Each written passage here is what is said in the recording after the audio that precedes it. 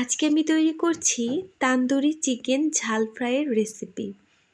এই রেসিপিটি তৈরি করা অনেক সহজ, কিন্তু খেতে খুবই মজা। ছোট থেকে বড় সকলেই খুব পছন্দ করবে। ব্রয়লার চিকেন দিয়ে এই ধরনের রেসিপি করবেন, খুব ভালো হয় খেতে। যারা সেতু রেসিপি চ্যানেলটি সাবস্ক্রাইব করেননি, প্লিজ সাবস্ক্রাইব করে দেবেন। আমি প্রথমে চিকেনগুলোকে একটু বড় সাইজ করে কেটে নিয়েছি। এখন এর ভেতর যাতে ভালো মতো মশলা ঢোকে সেজন্য ছুরি দিয়ে এরকম করে এর গায়ে দাগ কেটে নিচ্ছি। এরকম করে দিলে কিন্তু মশলাগুলো চিকেনের ভেতর পর্যন্ত পৌঁছাবে এবং তখন এর মাংসগুলো খেতে ভালো লাগবে। এই তো আমি এখন এক এক করে সবগুলো চিকেনই এরকম ছুরি দিয়ে দাগ কেটে নিচ্ছি।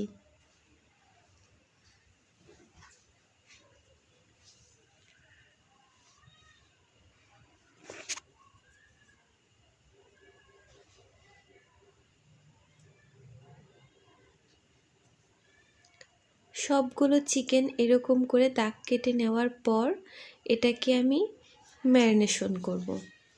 তো আমি কিন্তু সবসময় অনেক মশলা ব্যবহার করি না, সিম্পল যে মশলাগুলো ঘরে থাকে সেগুলোই ব্যবহার করি।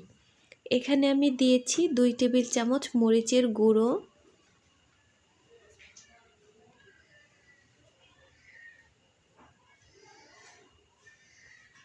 দিয়েছি 1 টেবিল চামচ হলুদের গুঁড়ো,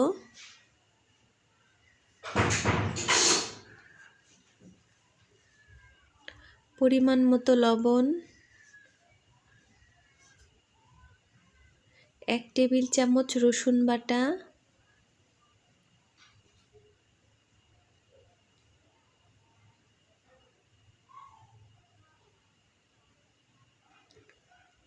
1 টেবিল চামচ আদা বাটা।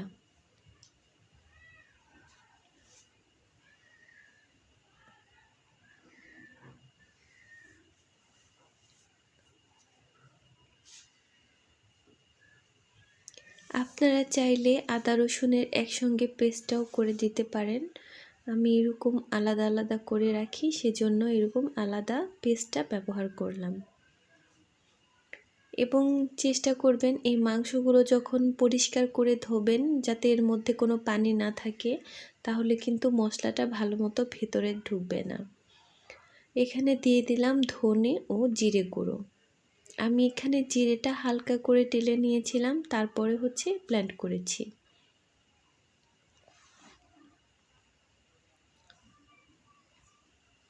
প্রয়োজন মতো লবণ দিয়ে দিবেন।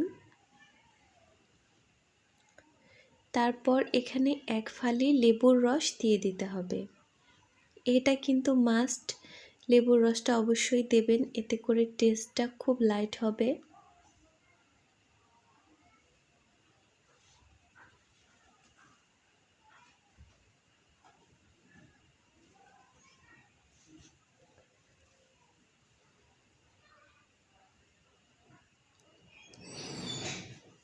এরপর দিয়ে দিতে হবে সয়া সস। আমি এখানে ডার্ক সয়া সসটা ব্যবহার করেছি। এখানে 1 টেবিল চামচ পরিমাণ সয়া সস দিয়ে দিয়েছি। এবার এগুলোকে ভালো করে মেখে নিতে হবে এবং 1 ঘন্টা ম্যারিনেশনের জন্য রেখে দিতে হবে। এটাকে একটু সময় নিয়ে আস্তে আস্তে মাখতে হবে যাতে মশলাগুলো একেবারে ভেতর পর্যন্ত যায়। এই যেরকম করে হাত দিয়ে মশলাটা ভেতর পর্যন্ত দিয়ে দিতে হবে। যদি আপনাদের তাড়াহুড়া থাকে তাহলে 1 ঘন্টা রাখতে পারেন ম্যারিনেশন করে, আর যদি এটা সারা রাত ম্যারিনেশন করে রাখা যায় তাহলে খুবই ভালো হয়। তবে সেক্ষেত্রে এটাকে নর্মাল ফ্রিজে রেখে দিতে হবে। ম্যারিনেশনের পর আমরা ফিরছি।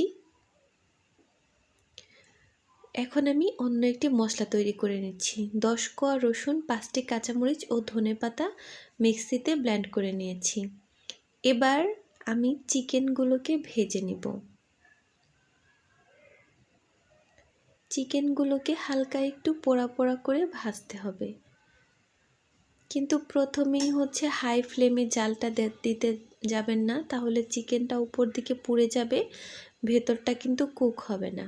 প্রথম দিকে চিকেনটাকে একেবারে মিডিয়াম টু লো হিটে রেখে সুন্দর মতো ফ্রাই করে নিতে হবে, যাতে করে ভেতরেও চিকেনটা খুব সুন্দর মতো কুক হয়। আমার প্যানটি একটু বড় ছিল, সেজন্য সব কয়েকটি চিকেনের পিসই আমি এর মধ্যে দিয়ে দিয়েছি। এবারে চিকেনগুলোকে উল্টে পাল্টে নিচ্ছি।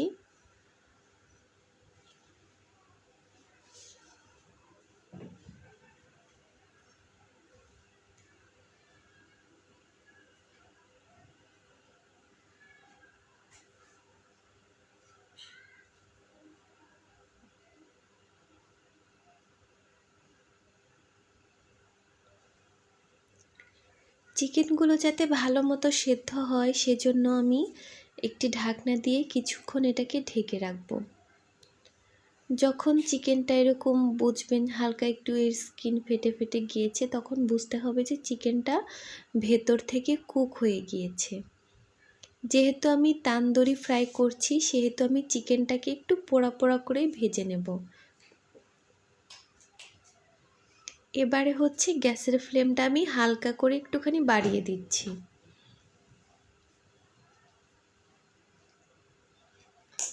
চিকেনটাকে খুব একটা পুড়ে ফেলা যাবে না।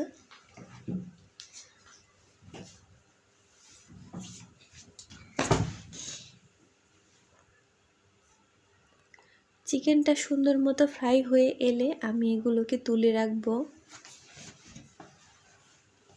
এরপর তেলটা ক্লিন করে তার মধ্যে দিয়ে দেব সেই পেঁয়াজ, রসুন এবং যে কাঁচামরিচ নিয়েছিলাম সেটার পেস্ট। এগুলোকে সুন্দর করে ভাজা ভাজা করতে হবে ব্রাউন কালার হওয়া পর্যন্ত। তারপর দিয়ে দিচ্ছি ফ্রেশ ধনেপাতা। সব কয়টি ভাজা ভাজা হয়ে গেলে দিয়ে দেব 1 চা চামচের মতো কাশ্মীরি রেড চিলি পাউডার। এটা কিন্তু কালার হবে, বাট তেমন ঝাল নয়। দিয়ে দিচ্ছি হাফ কাপের মতো টমেটো কেচাপ। আমি এখানে প্রাণ টমেটো কেচাপ ব্যবহার করেছি। এবার এখানে হালকা একটুখানি লেবুর রস দিয়েছি 1 চিমটির মতো লবণ। তারপর ভেজে রাখা চিকেনগুলো এর মধ্যে দিয়ে একটু সল্টে করে নিতে হবে। মশলাগুলো যখন চিকেনের গায়ে এরকম লেগে আসবে তখন চিকেনটা রেডি। এখন আপনি মন মতো সালাদের সঙ্গে এটাকে সার্ভ করতে পারেন। রুটি, পরোটা, খিচুড়ি, গরম ভাত, প্লেন পোলাওর সঙ্গে এটা খুব ভালো যায়। বাসায় ছোটোখাটো গেট টুগেদারের প্রোগ্রাম থাকলে এই রেসিপি করতে পারেন, কিংবা নিজেরাও করে খেতে পারেন। আসসালামু আলাইকুম।